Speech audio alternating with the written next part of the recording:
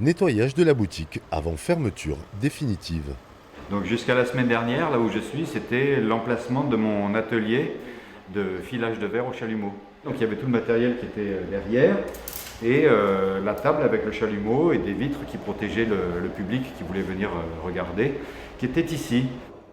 Agnès et Pascal Luxé, artisans d'art installés depuis 2018 au centre-ville de Pau, quittent la rue Henri IV, victimes économiques de la Covid-19.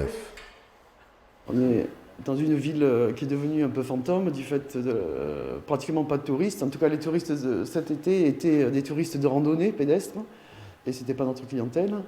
C'est plutôt ceux qui prenaient l'avion, qui venaient visiter le château. Enfin, ce tourisme-là n'existe plus à Pau pour l'instant. On travaillait que pour le loyer, ouais. On payait la matière première et le loyer.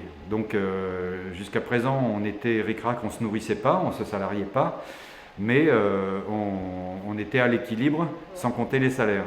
Et là, en fait, depuis novembre, octobre, c'est vraiment la chute dramatique.